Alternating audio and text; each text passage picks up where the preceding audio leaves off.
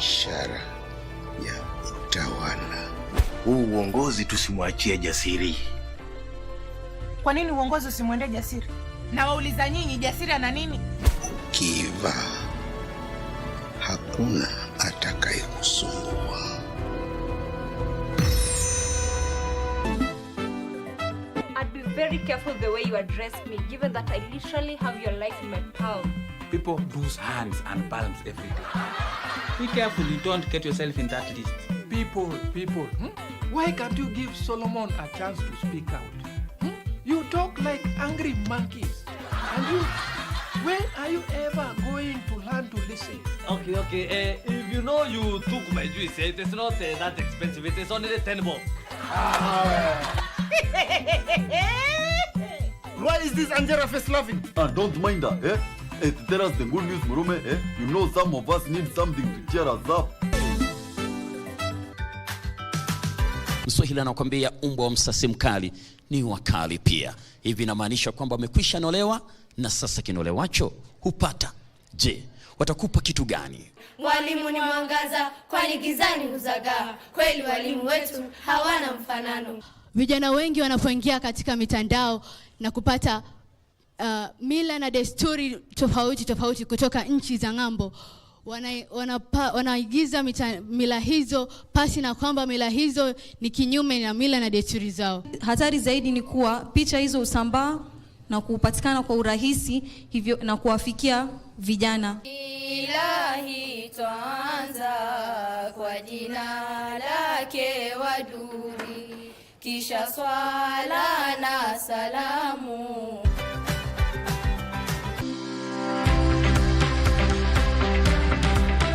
Welcome to Nairobi, Kenya.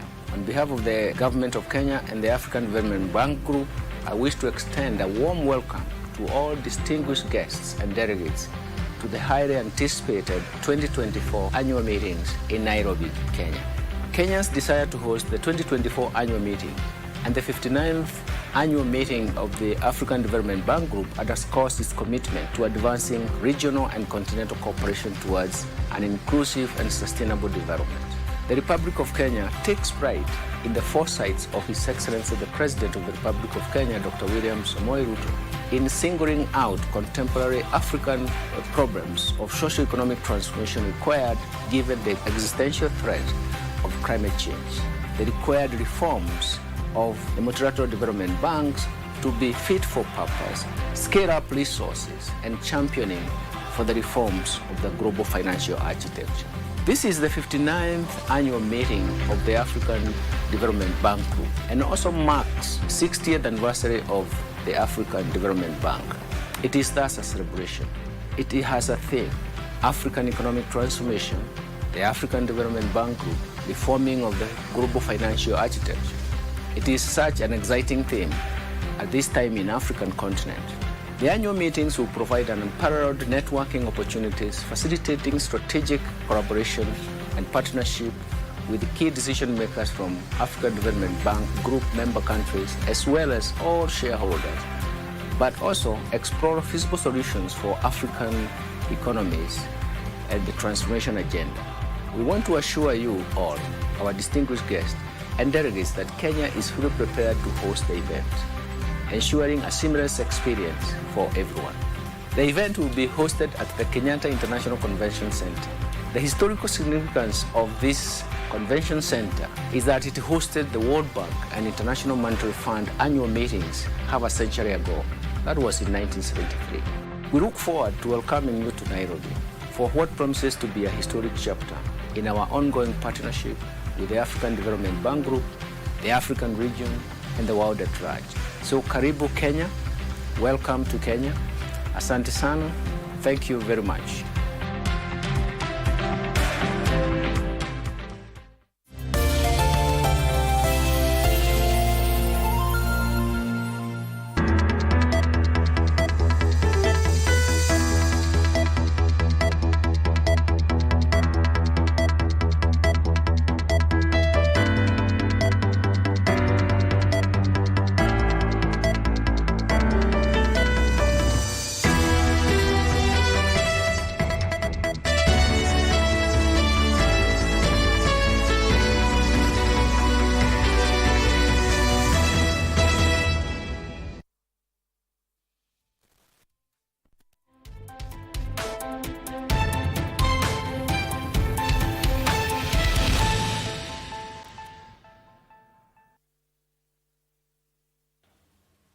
It is 32 minutes past the hour, and our focus is on the Kenyatta International Convention Center for this year's African Development Bank annual meetings that was spearheaded by none other than President William Ruto, where he was joined by other heads of state across the continent to discuss the slow pace of transformation in Africa, identifying key challenges and opportunities, and of course offering solutions on how to tackle those issues. Welcome to our broadcast. This is KBC's Lunchtime News. My name is Abdiaziz Hashim.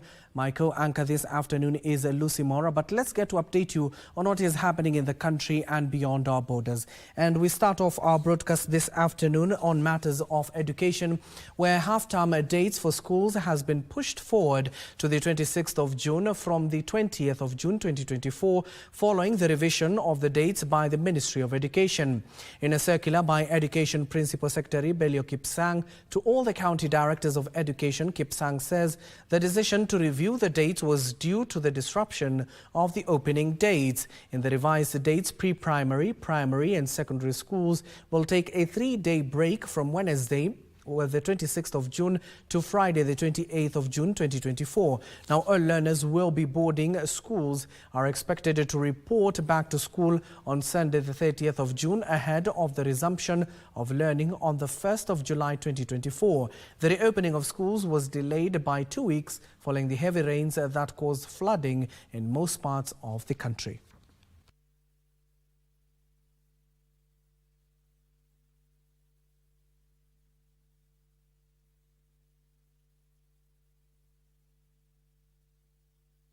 Now, still within the confines of the education sector, 2,000 tutors are said to be employed to the technical vocational education training institutions in the next financial year, following the allocation of 4.6 billion shillings in the budget by the government.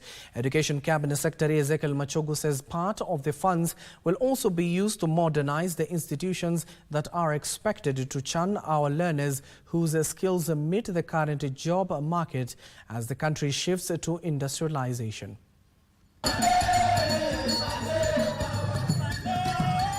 With TVET institutions gearing up to mark 100 years of existence in July, education stakeholders gathered at Kabete National Polytechnic as part of preparations to mark the milestones of the institution. It's here that Education Cabinet Secretary Ezekiel Machogu acknowledged the role played by TVETs in realization of the country industrialization agenda for economic growth. So we are celebrating the success. There are people who have been able to qualify out of TVET institutions, and the number of them are big entrepreneurs. Apart from the formal employment that they have been able to get, the people who are now driving the economy of this country in the informal sector and the other sectors are actually those who have been able to graduate from the TVET institutions. Machogu revealed to boost the operations of TVETs, the government has allocated more than 4 billion shillings in the next financial year towards equipping and upgrading the institutions as well as employment of tutors. The government increased the budget for TVET by 4.6 billion. The government has catered for the TVET subsector. We have sufficient funds, including for employing an additional 2,000 teachers. He further said TVETs are expected to promote skill development, create employment opportunities, and facilitate the transition to a digital, green, and inclusive economy in line with UNESCO's strategy for TVET. We are encouraging the young people that they should be able to take advantage of the opportunities and the capacity that we have in our TTI institutions. Indeed, if you look at the numbers that are supposed to join TTI and the vocational training centers, we are talking of 700,000 people. And so for us to have now a centralized database of qualifications awarding institutions and their qualifications, it is really a milestone. And so as we celebrate TVET at 100 and the TVET institutions and the milestones that have been done and have been achieved, we also appreciate that now we have centralized database of TVET qualifications. This as Kenya National Qualifications Authority Director General and Chief Executive Officer Dr. Alex Kande held the milestones realized in investments in TVETs over the years to respond to the changing market needs. And what we're saying is that we are ready to say that these are credible, globally competitive qualifications. We're saying that these are qualifications that our youths, our graduates will go out there with them, and they will compete competitively with other graduates from other countries, because our curriculum are globally benchmarked, not just nationally, but also with other expectations from across worldwide. The meeting provided a platform for development partners to understand the government's plans and priorities for TVETs and identify areas of partnership and collaboration.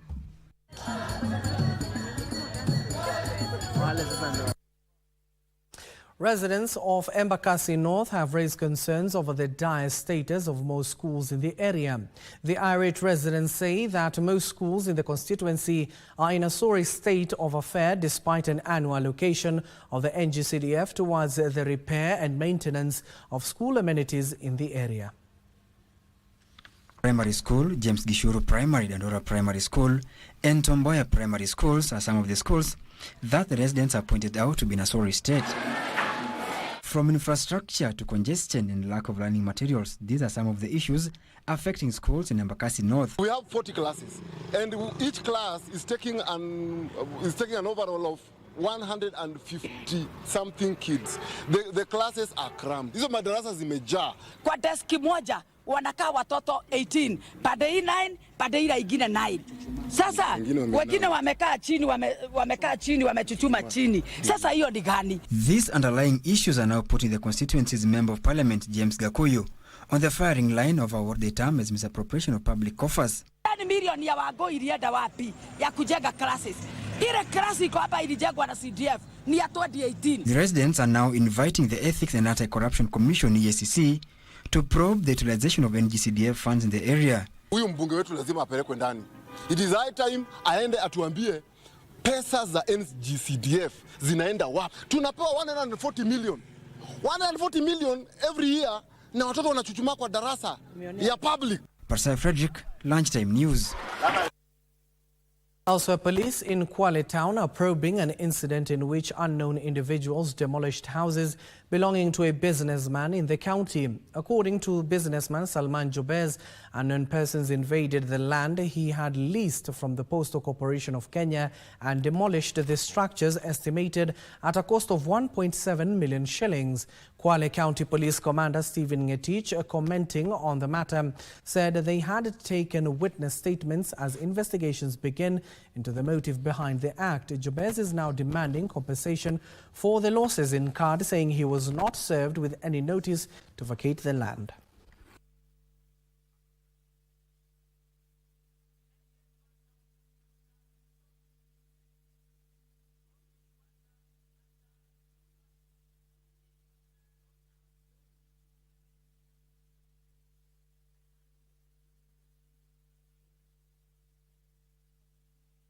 A court gives an order, that has been a good sanction. You get that's now a process.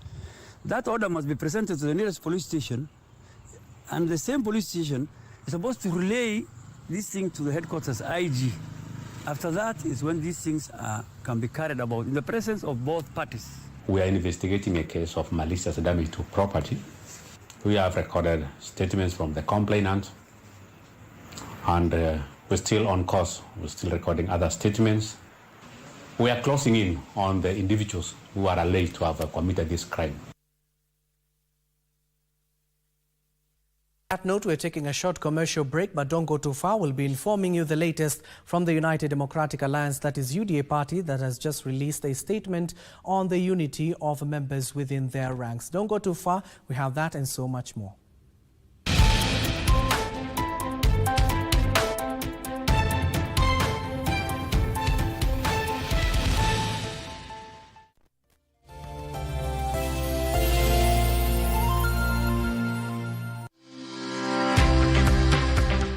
For 60 years, the African Development Bank Group has played an integral part in Africa's socio-economic transformation. From the 27th to the 31st of May 2024, the African Development Bank Group will host its 2024 annual meetings at the Kenyatta International Convention Center in Nairobi, Kenya. This year's theme will be Africa's Transformation, the African Development Bank Group, and reform of the global financial architecture. The high-level meetings will be hosted by the President of Kenya, His Excellency Honorable Dr. William Ruto, and the President of the African Development Bank Group, Akinwumi Adesina, and will convene African leaders, development partners, private sector actors, civil society organizations, youth, among other stakeholders. This event will be live on KBC Channel 1.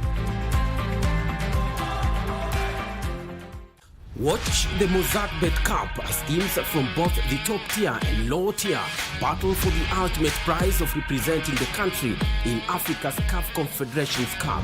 Catch all the action live and exclusive on KBC Channel 1, beginning with a round of 16 matches, the quarter-final, semi-final, and the final. Mozartbet Cup, live and exclusive on KBC Channel 1, your true sports partner.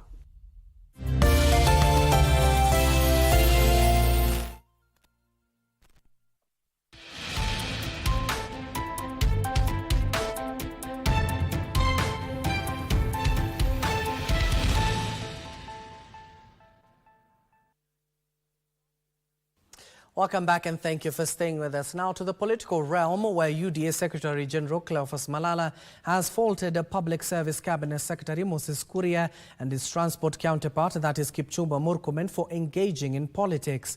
In a statement, Malala said holders of public office should achieve their primary objective, which is to serve Kenyans. The UDA Secretary General has further mentioned Githunguri Member of Parliament Gathoni wa Mushomba, her Kapsaret counterpart Oscar Sudi, and Nyeri Governor Mutahi Kahiga, who he accuses of undermining the party's unity. The United Democratic Alliance Party UDA officials have now weighed in into the claims of disunity within the ruling coalition. In a two-page statement, the party Secretary General Cleophas Malala has called members of parliament, a governor and two cabinet secretaries to order.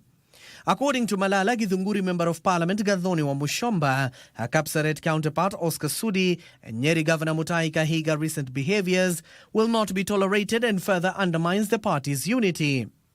The remarks comes amid reports of a division in the Rift Valley region of support for Deputy President Rigathi Gachagua.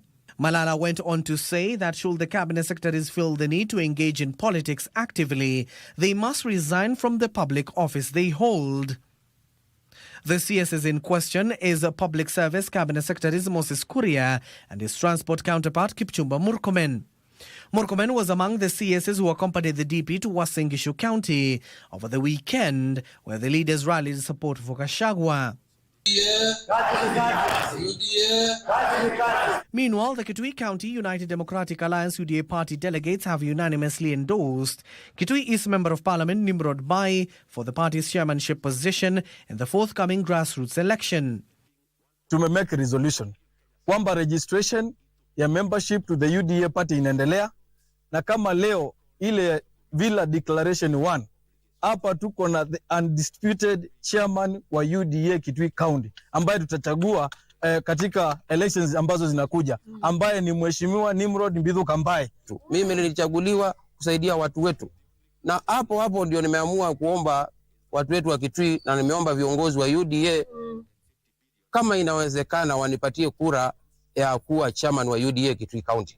The decision was arrived during a meeting at Kitui Town for all the 2022 UDA aspirants and candidates from across the 40 wards of Kitui County.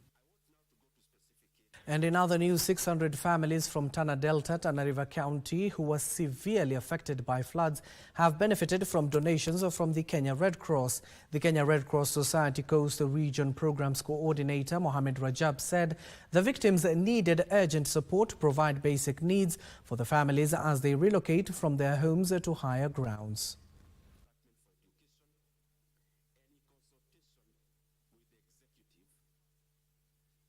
Wameweza kutoka katika maeneo ambayo wamefurika na wameenda kukita kambi katika maeneo ya juu. Wako na mahitaji mengi sana ambao wanahitaji. Familia zilizoathirika wanahitaji vyakula, wanahitaji matibabu, wanahitaji maji ya kutumia, wanahitaji vyoo vya kutumia. Kwa hivyo kuna mahitaji mengi sana ambao wanahitaji, na pia waathiriwa hawa, kulingana na wao vile wanaosema, ni kuwa wamechoka sana kuathiriwa kila wakati na hii masuala ya mafuriko. Wanaomba serikali waweze kuzingatia kama wanaweza kuwagurisha na wapeleke katika maeneo ya juu. Tumetoka kutoka kijiji ya Galili, tumekuja hapa kufuatia msaada. Tulisomwa mwaka jana na mafuriko na mwaka huu pia. Sasa shirika imetutembelea kutusaidia, ni hii tuliona. Kutoka mwaka jana tulisomwa na mafuriko, hatujaona chochote. Wafadhili wote, serikali wote, tumepitia tu kuandikishwa, lakini hatujaona chochote. Lakini shida ambayo imetupata saa hii ni mafuriko. Mafuriko yamekuwa kama donda sugu, yametuzingira kila mahali, hakuna mahali ya kwenda. Hospitali ni ngao hakufikiki.